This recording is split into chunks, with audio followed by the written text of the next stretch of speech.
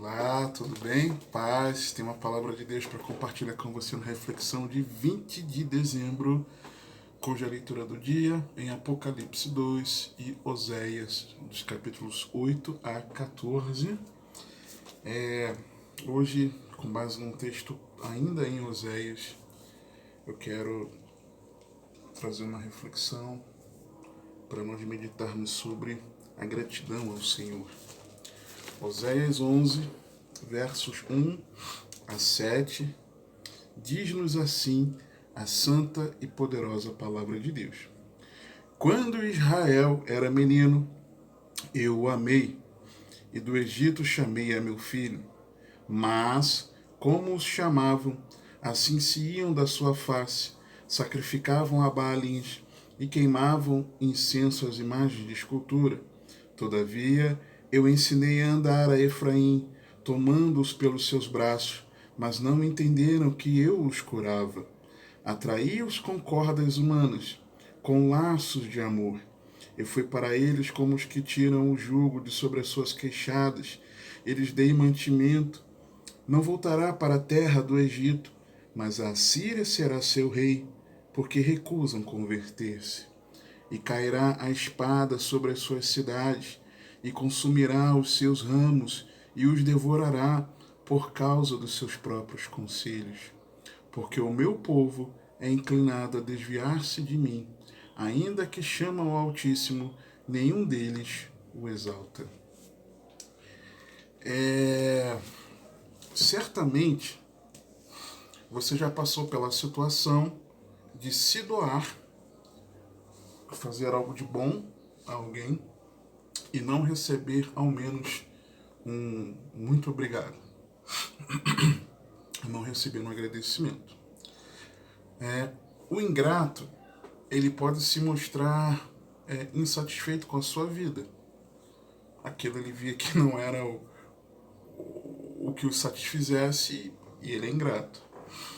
Ainda que receba atenção, tenha suas necessidades ali atendidas, ele passa grande parte do tempo reclamando sem conseguir enxergar as coisas boas em sua vida. E às vezes essa insatisfação gera nele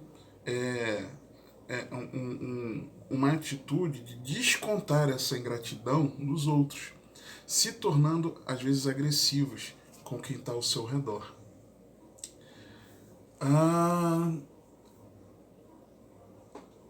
Isso nos dói, nos fere, tá?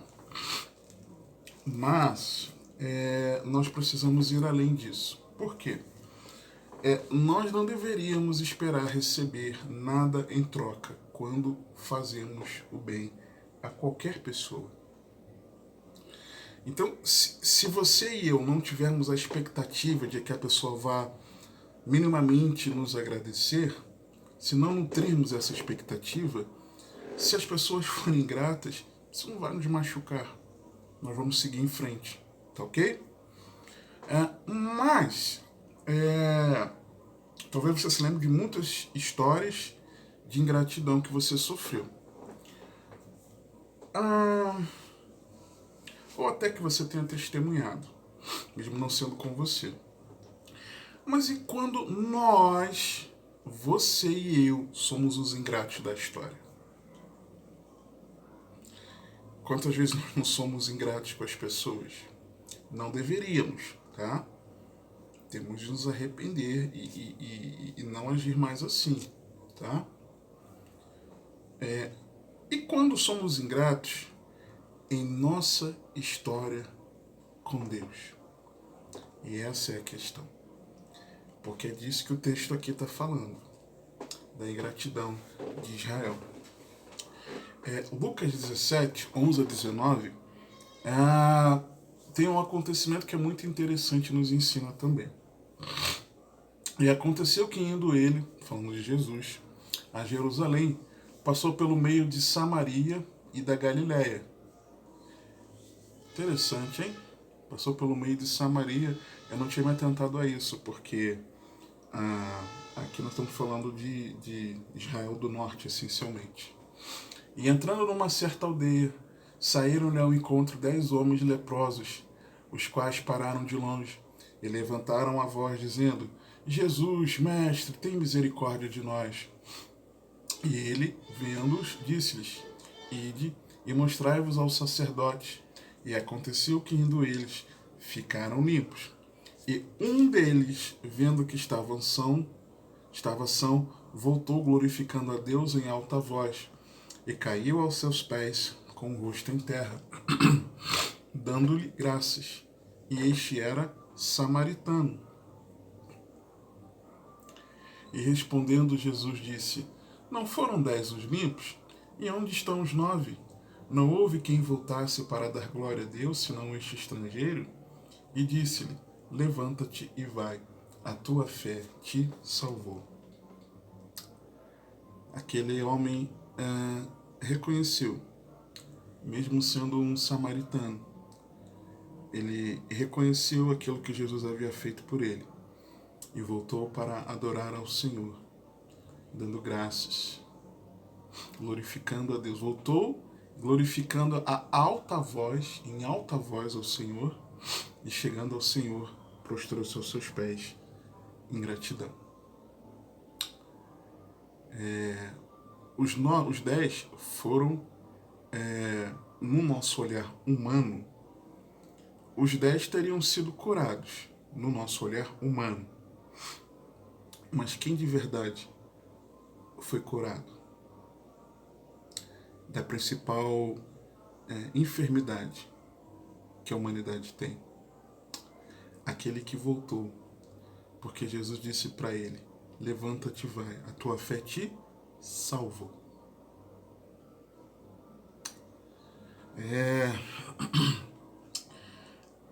A gratidão, ela deve ser a Deus, ela deve ser permanente.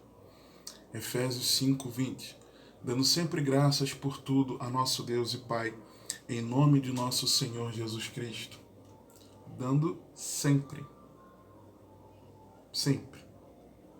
graças por tudo a nosso Deus e Pai. Deve ser uma gratidão obediente. 1 Tessalonicenses 5:18. Em tudo dai graças, porque esta é a vontade de Deus em Cristo Jesus para convosco. É o que Deus quer, então, se a vontade de Deus é essa, precisamos obedecer. Mas além de ser, ela precisar ser permanente, constante, e obediente, ela é também abrangente. Tanto o verso Efésios 5:20, dando sempre graças por tudo a nosso Deus e Pai, em nome de nosso Senhor Jesus Cristo, como o próprio 1 Tessalonicenses 5:18, em tudo dai graças, porque esta é a vontade de Deus em Cristo Jesus para convosco. E aí, muitas razões nós temos para sermos gratos a Deus. Pelo dom da vida, pela saúde, pela provisão do pão de cada dia, pela família, pela casa, pela roupa, pelo trabalho, por tantas coisas. Às vezes por uma cura que vivenciamos, por uma restauração na família, por uma porta que se abriu, por uma oportunidade de estudarmos em algum curso, uma formação, uma faculdade, um colégio. Gratos. Muitos e tantos benefícios que nós temos da parte de Deus aqui na nossa esfera humana terrena, tá? Muita coisa para sermos gratos por aquilo que Deus faz em nós, desse cuidado do dia a dia. Mas eu quero te desafiar uma coisa. Vamos refletir sobre uma gratidão, não nos benefícios, não nesse cuidado do Senhor conosco, mas vamos ser gratos a Deus por nossas responsabilidades. Que isso, irmão? Tá inventando moda agora? Veja comigo, por favor, alguns textos. Sejamos gratos a Deus por nossas responsabilidades em viver em paz no corpo de Cristo. Presta atenção nisso. Colossenses 3, 12 a 15. Revesti-vos, pois, como eleitos de Deus, santos e amados, de entranhas de misericórdia, de benignidade, humildade, mansidão, longanimidade, suportando-vos uns aos outros. Suportando aqui é dando apoio, o suporte. Não no sentido de aturar, aguentar o irmão. Porque se é irmão, nenhum irmão é insuportável, tá? Se é um irmão. E perdoando-vos uns aos outros. Se alguém tiver queixa contra outro, assim como Cristo vos perdoou, assim fazei vós também. Responsabilidade. E sobre tudo isto, revesti-vos de amor, que é o vínculo da perfeição. Responsabilidade.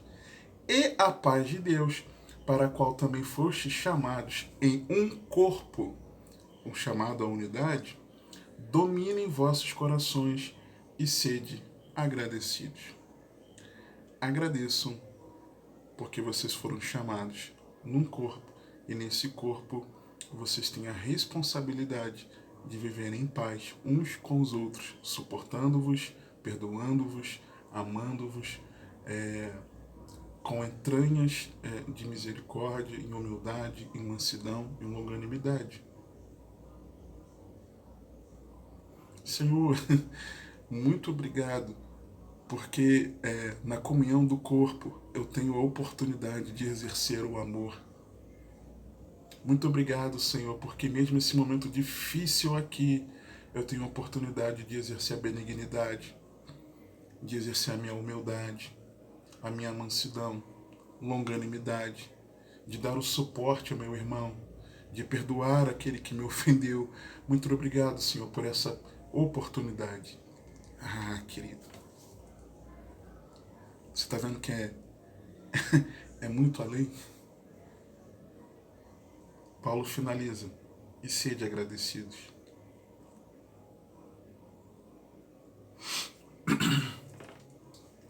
Ah, mas você não sabe porque na minha igreja, na igreja que eu faço parte, olha, você não sabe da maior. Louve a Deus pela oportunidade de ser participante do corpo da igreja, procurando andar em paz com os irmãos, perdoando, exercendo a humildade, a mansidão, a longanimidade, dando apoio, perdoando. Sejamos gratos ao Senhor com a responsabilidade em sermos o bom perfume de Cristo. Segundo aos Coríntios. Que isso, irmão? Tá inventando? Tô não, servo de Deus. Segundo aos Coríntios 2, 14 e 15. E graças a Deus que sempre nos faz triunfar em Cristo e por meio de nós manifesta em todo lugar a fragrância do seu conhecimento, porque para Deus somos o bom perfume de Cristo, nos que se salvam e nos que se perdem. Graças a Deus. Filho. Senhor, muito obrigado pela oportunidade de, nesse momento difícil aqui, eu ser uma verdadeira testemunha sua. Muito obrigado, Senhor, pela oportunidade de, quando tantos fizeram tantas atitudes aqui no trabalho, eu pude, Senhor, exalar o teu bom perfume e dizer não para aquela tentação. Muito obrigado, Senhor, porque eu pude exalar o teu bom perfume, ser o bom perfume de Cristo, no momento em que muitos se calaram contra aquela questão, eu me posicionei como servo teu e anunciei a Cristo. Sejamos gratos ao Senhor pela oportunidade em agirmos e nos expressarmos no Senhor. Colossenses 3,17. E quanto fizerdes por palavras ou por obras, fazei tudo em nome do Senhor, dando por ele graças a Deus Pai. Gente, eu estou me expressando, estou usando essas palavras por amor ao Senhor, e por isso eu sou grato, por gratidão ao Senhor. Sabe aquela hora que você, a vontade de se responder atravessado, de você esbravejar, de você abrir o verbo, falar. Tudo quando fizerdes por palavras, fazei em nome do Senhor Jesus, dando por ele graças a Deus, Pai. Servo de Deus. E por obras também. A atitude, a ação.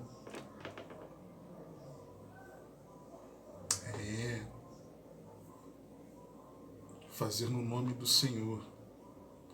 Em nome, na representação, na autoridade dele. É você se expressar como Cristo se expressaria. É você agir como Cristo agiria. Dando por Cristo graças a Deus. Para aquela oportunidade de você demonstrar em atitude que você é um servo de Deus. Quer ver uma outra? Devemos ser gratos ao Senhor pela responsabilidade em sermos generosos no reino. Tá inventando, irmão? Segundo os Coríntios 9, 10 e 11. Ora, aquele que dá semente ao que semeia, também vos dê pão para comer, e multiplique a vossa sementeira, e aumente os frutos da vossa justiça, para que em tudo enriqueçais para toda beneficência, a qual faz que por nós se deem graças a Deus. A sua generosidade, ela expressa àqueles que testemunham da sua generosidade, ou são alvos da sua generosidade, gratidão ao Senhor.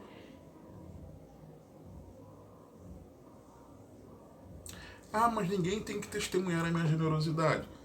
Às vezes a pessoa, calha da pessoa ali naquele momento que você vai ser generoso, calha de só ter aquele momento de você ser generoso e alguém acaba testemunhando, tá?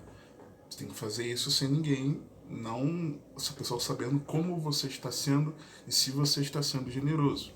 Mas calha de alguém tá junto ali, só tem aquele momento de você fazer, você vai enviar aquela sua generosidade por meio de alguém, essa pessoa acaba sabendo, tá? Pode acontecer, mas também naquele que está recebendo a sua generosidade. E esse contexto aqui é o contexto da contribuição cristã. Aquela coleta que Paulo fez para enviar para os crentes de Jerusalém, que ele ia levar naquela viagem, que ele acabou sendo preso e foi parar em Roma, tá? Falei dela aqui bastante, desse contexto, em alguma reflexão que eu não me lembro qual, há uns 2 meses talvez. Quer ver um outro? Ser grato ao Senhor pela responsabilidade em servir ministerialmente. 1 Timóteo 1, 12, 13. E dou graças ao que me tem confortado, a Cristo Jesus, Senhor nosso. Por que, Paulo, você está sendo grato ao Senhor? Perguntaria a Timóteo. Porque me teve por fiel, pondo-me no ministério, a mim, que dantes fui blasfemo e perseguidor e injurioso, mas alcancei misericórdia porque eu fiz ignorantemente na incredulidade.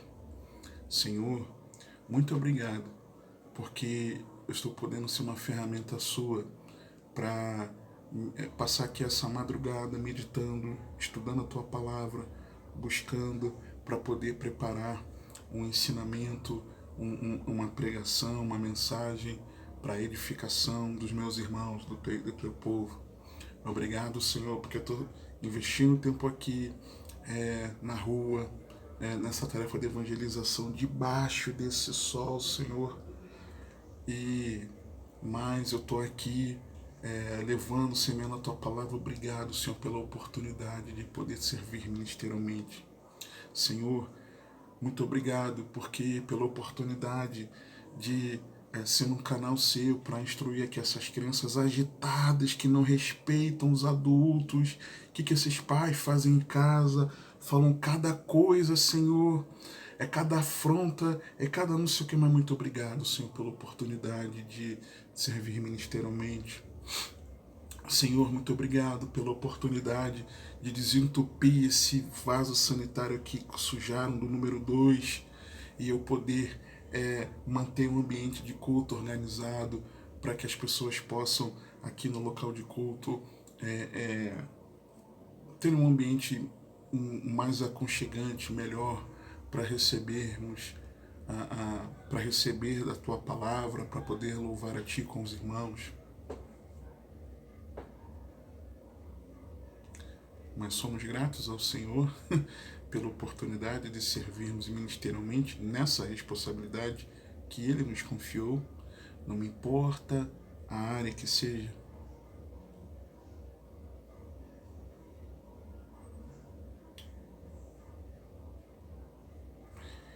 Eu me lembro que quando tinha batismos na igreja, geralmente era domingo pela manhã. E tínhamos cultos domingos pela manhã na igreja.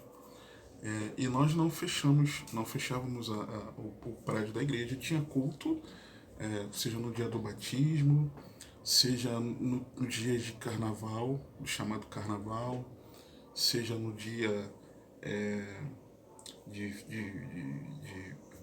o primeiro dia do ano, né? Feriado universal, dia universal, seja mesmo depois, tinha lá na época, né, o culto da virada, se fosse de um sábado para um domingo, por exemplo. No Natal, sempre estava. No dia de culto tinha culto, tá? Ponto. E aí, quando tinha o batismo, os irmãos iam para algum lugar e tal, mas tinha que estar lá com o prédio aberto para o culto, para aqueles irmãos que não fossem participar do batismo, não fossem junto ali se reunir, e também para alguém de fora que fosse visitar a igreja, visitar os irmãos, ia chegar lá no local de culto, você tinha que estar com a porta aberta e alguém lá. E quem que o pastor confiava de estar ali? Era sempre eu. Ali o cobrindo ali, né? Não vou falar substituindo, mas o cobrindo. E quantas vezes eu não ficava triste? Poxa, eu nunca participo de um batismo da igreja. Fui participar muitos e muitos e muitos e muitos anos depois, porque o batismo não foi no horário de culto. Muitos anos depois. Quando na verdade eu deveria, nessas vezes que eu ficava, puxa, eu fiquei aqui, eu não fui, não podia estar outro pregando aqui, um outro irmão, quando na verdade eu tinha que, Senhor, obrigado pela oportunidade de pregar a sua palavra, de estar aqui na responsabilidade, de orientar os irmãos que aqui estiverem. Obrigado, Senhor, por poder servir ministerialmente. E quantas vezes você reclama das atividades que você tem na igreja, servindo aos irmãos, servindo no reino de Deus, e você reclama.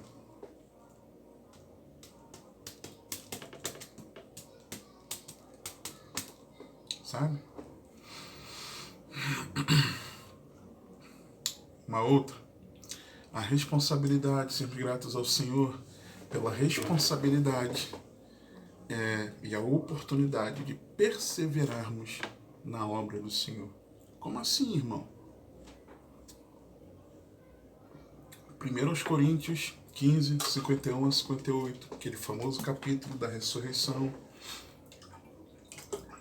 Diz assim o texto sagrado: Eis aqui vos digo um mistério. Na verdade, nem todos dormiremos, mas todos seremos transformados, num momento, num abrir e fechar de olhos, ante a última trombeta. Porque a trombeta soará. Detalhe, parênteses, não é o arrebatamento que vai ser no abrir e fechar de olhos. No abrir e fechar de olhos, nós seremos transformados. É isso que às vezes a pessoa confunde, né? Mas continuando. Ante a última trombeta, porque a trombeta soará e os mortos ressuscitarão incorruptíveis e nós seremos transformados. Porque convém que isto que é corruptível se revista da incorruptibilidade, e isto que é mortal se revista da imortalidade. E quando isto que é corruptível se revestir da incorruptibilidade, e isto que é mortal se revestir da imortalidade, então cumprir-se-á a palavra que está escrita: tragada foi a morte na vitória. Onde está, ó morte, o teu aguilhão? Onde está, ó inferno, a tua vitória? Ora, o aguilhão da morte é o pecado, e a força do pecado é a lei. Mas graças a Deus que nos dá a vitória por nosso Senhor Jesus Cristo. Portanto, meus amados irmãos, sede firmes e constantes, sempre abundantes na obra do Senhor, sabendo que o vosso trabalho não é vão no Senhor. Mas graças a Deus que nos dá a vitória por nosso Senhor Jesus Cristo. Portanto, meus amados irmãos, sede firmes e constantes. Acho que foi até quando eu trouxe aqui a reflexão, meus amados irmãos, né? Sede firmes e constantes, sempre abundantes na obra do Senhor, sabendo que o vosso trabalho não é vão no Senhor. Gratidão nessa perseverança no servir, no trabalho da obra do Senhor. Uma coisa que é interessante é que esse texto, quando Paulo fala assim, então cumprir-se-á a palavra que está escrita. Do que Paulo está falando? E aí vem do tragada foi a morte na vitória. Onde está a morte o teu aguilhão? Onde está o inferno a tua vitória? Ora, o aguilhão da morte é o pecado, e a força do pecado é a lei. Eu falei bastante desse texto e citei aqui Oséias, capítulo 13, verso 14, quando eu falei aquela reflexão sobre o inferno, lembra? Eu falei bastante sobre esse texto aqui. Quando ele diz assim aqui em Oséias 13, 14: Eu os remirei da mão do inferno e os resgatarei da morte. Onde estão, ó morte, as tuas pragas? Onde está o inferno, a tua perdição? O arrependimento está escondido de meus olhos. Por quê? Essa referência aqui, Paulo, ao provar que a ressurreição é real, em 1 Coríntios 15, quando nós seremos resgatados da morte por Deus em Cristo, o primogênito da ressurreição, que é o contexto ali de 1 aos Coríntios 15, Paulo fazia essa referência a esse texto aqui. Né? É porque no fim nós teremos vitória, já temos a vitória garantida em Cristo Jesus, ao nós sermos firmes e constantes, perseverantes na obra do Senhor. Se formos perseverantes até o fim, nós seremos ressuscitados naquele grande dia. E se estivermos vivos, nossos corpos transformados em corpos gloriosos. Tudo isso num fechar e abrir de olhos. Tá? E olhando aqui para o nosso texto, nós vemos que o grande amor de Deus, Pai, por seu povo, expressou logo após o profeta mencionar a destruição de Israel. Ele fala isso no capítulo anterior, tá? Ele fala terrivelmente aqui sobre eles. Ou seja, o que Deus está fazendo aqui? Mostrando que o juízo existe, é real, mas tão real é também a misericórdia de Deus expressa nos laços de amor. É disso que está falando aqui. Mas apesar dessa expressão e nesses laços de amor, o povo aqui estava sendo ingrato ao Senhor. Ingrato. Versículo 1, quando o texto fala: Quando Israel era menino, eu o amei, e do Egito chamei a meu filho. Nós podemos ver, claro, isso aqui é o cumprimento de uma referência também uma referência messiânica sobre a volta do menino, filho de Maria e José, ali do Egito, quando eles foram se exilar no Egito, para fugir da mortandade que estava sendo feita com os meninos, né? Até 2 anos de idade. Mateus 2, 13 e 15 diz assim: E tendo eles se retirado, eis que o anjo do Senhor apareceu a José num sonho, dizendo: Levanta-te, toma o menino e sua mãe, e foge para o Egito, e demora-te lá até que eu te diga, porque Herodes há de procurar o menino para o matar. E levantando-se ele, tomou o menino e sua mãe de noite, e foi para o Egito, esteve lá até a morte de Herodes, para que se cumprisse o que foi dito da parte do Senhor pelo profeta que diz: Do Egito chamei o meu filho. Então, sim, também era uma profecia para Cristo. Mas, quando nós vemos esse texto aqui, o que Oséias está falando? Deus está falando por meio de Oséias. É que Israel, no nascedouro de Israel, da nação sendo ali constituída, quando a nação, os filhos de Israel se multiplicaram no Egito, e aquela multidão já era, passados ali os séculos que eles estavam no Egito, e estavam sendo perseguidos grandemente ali, vivendo debaixo de escravidão, Deus chama Israel do Egito, tira Israel do Egito, tá? Tirou Israel do Egito, é isso que se refere aqui. E menino no sentido que Israel era um menino, estava sendo formado ali, a nação de Israel. Da mesma forma, Deus, ele nos tirou do mundo, do Egito espiritual. Eu vejo esse paralelo aqui. Versículo 2.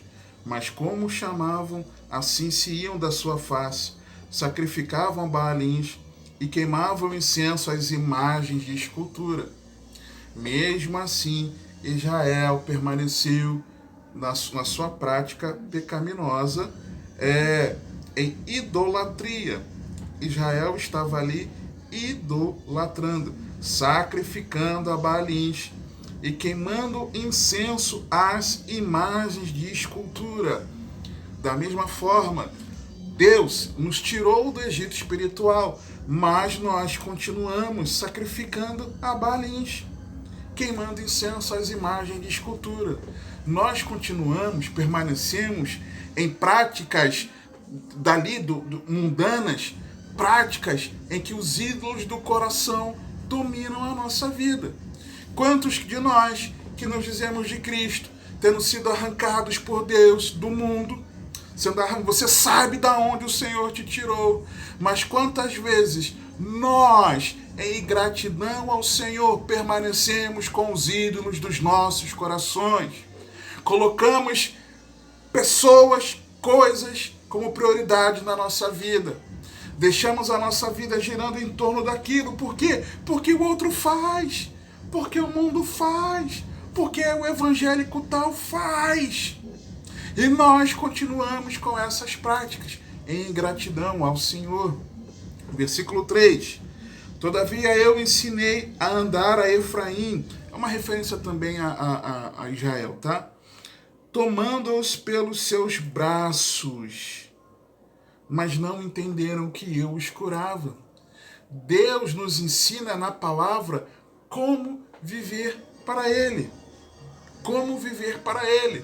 Mas o que Deus ensinou a andar? Deus mostrou, trouxe a lei, trouxe a palavra. É assim que vocês vão me servir. Mas nós não entendemos que a instrução que Deus nos traz na palavra de Deus é a instrução para limpar nossos pés, sabe? Tirar de nós, tirar os carrapichos das nossas vidas, nos purificando, nos limpando, nos transformando, para que nós possamos andarmos com Deus, sendo por Ele tomados pelos seus braços. A instrução de Deus na palavra é Deus nos tomando nos braços. Vem cá, filho. Vem cá, deixa eu te mostrar o caminho que você deve andar. Vem cá, meu servo, deixa eu te mostrar como você vai me agradar. como a tua vida vai glorificar a mim. Vem cá, meu filho, vem cá, meu servo, vem cá, minha serva. Vem cá que eu vou te mostrar. É Deus usando a palavra dele para nos instruir. Mas nós, em ingratidão, lá. Não falei contigo não falou comigo não, papai. Não estou te ouvindo, papai. Nós somos assim. Nós somos assim. Versículo 4. Aleluia. Atraiu-os com cordas humanas, com laços de amor a partear. Presta atenção, com cordas humanas. Deus nos atraiu com cordas humanas, em laços de amor, nos presenteando com o seu Filho, que assumiu a forma humana para nos redimir do pecado. Deus, por seu grande amor, deu seu Filho unigênito, Jesus Cristo, para que todo aquele que nele crê não pereça, mas tenha vida eterna. Deus provou o seu amor quando Cristo Jesus morreu na cruz, quando nós ainda éramos pecadores. E esses laços de amor, dessas cordas humanas, do verbo que se fez carne, da palavra que se fez homem, de Deus se humilhando, assumindo forma humana, Deus estava nos atraindo com a mensagem da cruz, com laços de amor. Amor! Mas para nós, tanto faz. Parte B. O texto continua. E fui para eles, como os que tiram o jugo de sobre as suas queixadas, e lhes dei mantimento. O Senhor nos aliviou do jugo, conforme Jesus revelou, Mateus 11, 28 a 30. Vinde a mim, todos os que estáis cansados e sobrecarregados, oprimidos, e eu vos aliviarei. Tomai sobre vós o meu jugo, e aprendei de mim, que sou manso e humilde de coração, e encontrareis descanso para as vossas almas, porque o meu jugo é suave e o meu fardo é leve. E o Senhor ainda nos dá mantimento. O Senhor tira de nós o jugo, e mesmo assim, Ele nos dá mantimento. Ele sustenta a nossa vida espiritual. O pão da vida nos alimenta, o nosso mantimento. Versículos 5 e 6. Não voltará para a terra do Egito, mas a Assíria será seu rei, porque recusam converter-se, e cairá a espada sobre as suas cidades, e consumirá os seus ramos, e os devorará por causa dos seus próprios conselhos. Podemos não voltar ao mundo, mas às vezes a forma como nós temos vivido demonstra a nossa ingratidão a Deus. E Deus permite, mesmo não retornando ao mundo, que nós sejamos levados cativos. O que aconteceu com o povo de Israel, a nação de Israel, Israel do Norte, quando foi levado cativo? Perdia sua identidade. Às vezes, você não voltou para o mundo, né? Não voltei para o mundo, mas a sua identidade não tem sido a identidade, não tem sido as características de um verdadeiro servo de Deus. Por quê? Porque você é ingrato a Deus. Versículo 7. Porque o meu povo é inclinado a desviar-se de mim, ainda que chama ao Altíssimo, nenhum deles o exalta.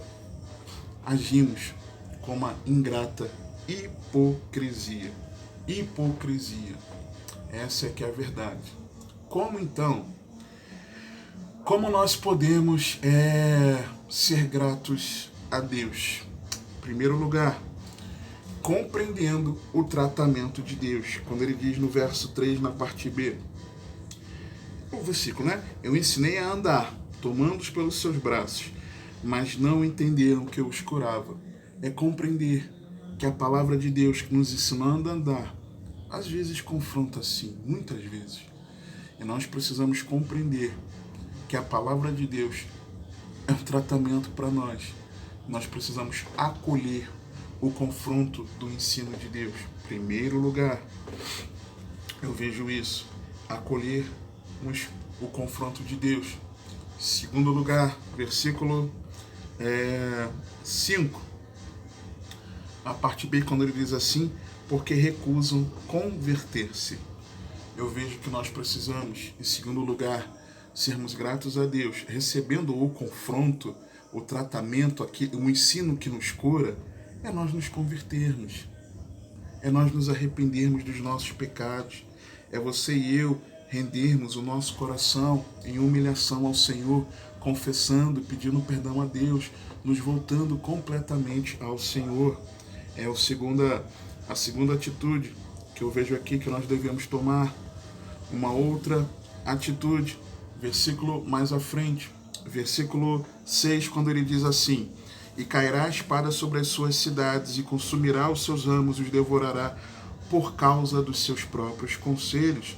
Eu vejo aqui, em terceiro lugar, que nós precisamos não seguir os nossos próprios conselhos, mas nós, de verdade, somos gratos a Deus quando nós vivemos a vontade de Deus, quando nós seguimos os conselhos de Deus, da palavra. Não é a nossa vontade. É quando você renuncia aos seus próprios conselhos. É quando você renuncia ao seu querer, mas você procura viver a vontade de Deus. Em quarto lugar, versículo 7, na parte A, porque o meu povo é inclinado a desviar-se de mim. Nós somos gratos ao Senhor quando nós não nos desviamos dele, mas quando nós mantemos um relacionamento com Deus. Mas você evita ter uma vida de oração, você evita estar na coletividade, no culto público com os irmãos, você foge da tua meditação diária, você foge do teu devocional, você foge de falar com Deus no teu dia a dia, você foge do relacionamento com Deus. Quando Adão pecou e Eva pecou, Deus, claro, foi ali, os repreendeu, sofreram sanções por isso, mas qual foi a pergunta de Deus a Adão? Adão, onde estás? Por quê? Porque quando nós estamos no pecado, a primeira coisa que nós fazemos é nós queremos fugir de Deus. Quando nós fugimos de Deus, nos distanciamos de Deus, não queremos manter um relacionamento com Deus, nós estamos sendo ingratos. Nós somos gratos a Ele quando desenvolvemos um relacionamento.